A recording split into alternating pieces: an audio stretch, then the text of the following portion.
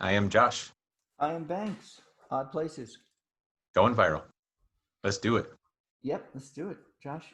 What are some things that teach you?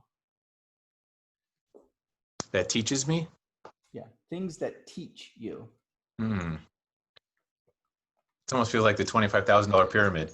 Things that teach you. All right, and go.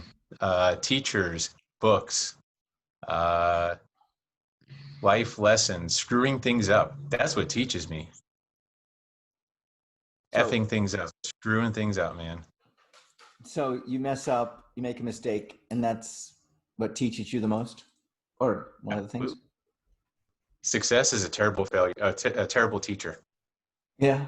So then, what is success if failure is a great teacher? Success. Hmm. Boy, it doesn't paint success in a very good light, does it? It does Because if not. failure Yeah. is a teacher, success is like, you did okay. Success is the reward. All right. All right. So during the pandemic, what have you learned? What have you been taught? I can get by with far less than I thought. Um, I was taught time is precious. Um, yeah, just that wake up call, like we've talked about in the past. Uh, So so when you yeah, say far less, you can get by with far less. What I mean, less money, less food, less less energy, inter- less. less interaction. I was running. I was literally driving all over town to meet people in person, and I don't need to do that anymore. So you have um, saved money on gas. You don't travel as far. Yeah. Yeah, but really, time. Half my day was just traveling. When What's I wrong with look back, that? it's like, why do that? Why was I traveling so much? How crazy. What's wrong with traveling? I mean, what's wrong with the time traveling? Because it could be time in front of people. It could be time where I can work on a book or I can build something else where I can't do that while driving. Unless I want to, pay attention while driving. You can do a few things. You can listen to audiobooks, Yeah. radio, but you're kind of limited when you're driving. Okay. So downtime. Uh, You see where I'm going with this? Driving is basically downtime, right? It's Yeah. time where I mean you can do audiobooks, you can do music, you can do uh, maybe at stoplights you can maybe check a text or send a text or an email or something. So do you look at downtime as important as a teacher? Yeah. Well, downtime is certainly important. Absolutely. Where you could just zone out. Some of my best inspirations have come during downtime when I wasn't thinking about something else and just popped in my head. So So so so what is downtime for you? downtime is when I'm not actually focused on something. Um, and it's just a time where I can let my mind go where it wants to go. Like we talked about the balloon, right? The balloon on the tether, just kind of let it float in the wind. I don't have to bring the balloon down and hold it tight. I could just kind of let it do its thing and see where it goes. Right, right. So why not do that while you're driving? I mean, you do have some concentration on what you're doing to make sure you're safe. Why not make downtime? I mean, I have done times where I've been on the phone in my car. I get a lot of phone work done. Yeah. I get a lot of I can do a lot of podcasts. I can do a lot of news, music, and then occasionally I'll just turn it off and just let get that give myself that downtime and see where that goes. See where the balloon, floats to. So But if you had, so yeah, go ahead.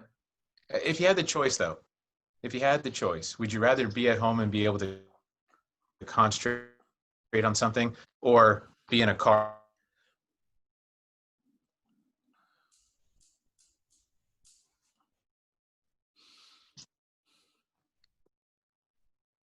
Your Wi-Fi. There you are. There Okay. you are. Be in a car or be at home? Is that what you're saying? Yeah, yeah, that's the choice. So which would you rather do? Um, hmm. Mm, that's a tough one. I, in order for me to physically be around my friends, my peers, my colleagues, I go to them. They come to me. You know, and that socialization I need. I think I need. Do I want? I need. I mean, I enjoy it. Let's put it that way. So driving is part of it, unless I fly, unless I bicycle or however. There's transportation that takes that as part of it, and I'm okay being in the car and going and giving myself some downtime. I know that now the pandemic is here. I find myself driving less, one, and by driving less, I am I I enjoy it because I don't have to be in the car as much. However, when I am in the car, I make the best of it. Yeah. There you So I think here's the delineation then. There's have to drive and then there's want to drive. go. I don't like having to drive. Like if I wanted to drive to get some downtime and to get some inspiration and to okay, but I don't want but to have to drive is a whole different ballgame. Yeah, And that's yeah, that's that's what I don't miss anymore. I don't miss having to drive. yeah. I was going to Boca Raton quite a bit, and that's 3 hour drive. And now Yeah. I haven't done it, and I love it. And I haven't had to go up north, or I go and see my parents and my friends. So how has then the pandemic taught you? What has it taught you? Oh, besides not having It's, to drive, yeah, yeah. Besides actually, that, it's taught me a lot about business. It's taught me that I can do my business fully virtually, which I'm doing. And it's actually helping my business because it's teaching other people that they better get virtual. If they don't get virtual, they're going to get left behind, which is good for my business because that's part of what I do. So, yeah, there's a lot of lessons going around.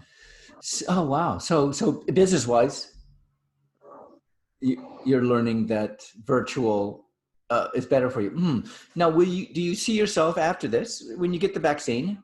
If you get the vaccine, do you find yourself? I'm planning on getting the vaccine. Um, do you plan on going back to the way it was? Nope, No. You're gonna nope. you're gonna keep the virtual aspect as your main business model, I guess. That's going to be the main business model. I won't mind meeting people. I still enjoy that. But the virtual, because here's the thing, it's going to come again. There's going to come a time again. And if you're not set up virtually, if you can't make a first impression virtually, you're going to be in trouble. You're going to run into the same thing.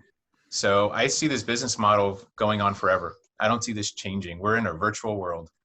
Virtual is vital, is what I say. It's not No, just no. virtual, it's vital.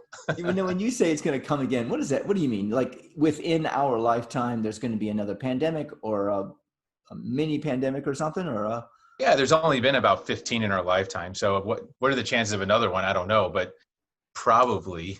I know. Okay, okay. There's been 15. Wow, I'm really? guessing. Okay. I'm just Oh, guessing. okay. Yeah. I maybe I can think of like five. So what you're saying is that if we that this is the way, the norm. This will be the norm. This is the norm right now. It is the norm. Okay. So everything's virtual. Everybody's online. Wow. There's. I mean, that connection, that Yeah. intimacy, we're missing. I mean. Even pre-pandemic, we were virtual. If you think about it, before the pandemic, we were still we were getting more and more virtual. Mm-hmm. Now that what's changed is people are okay with it. People fought the virtual stuff before the pandemic. They're like, I want to meet you in person. We need to build relationships.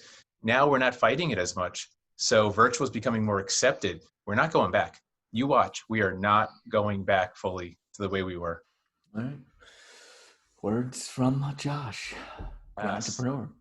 I'm Banks. What do I know? I'm Josh. Odd places going. Viral. Wait, no, over here.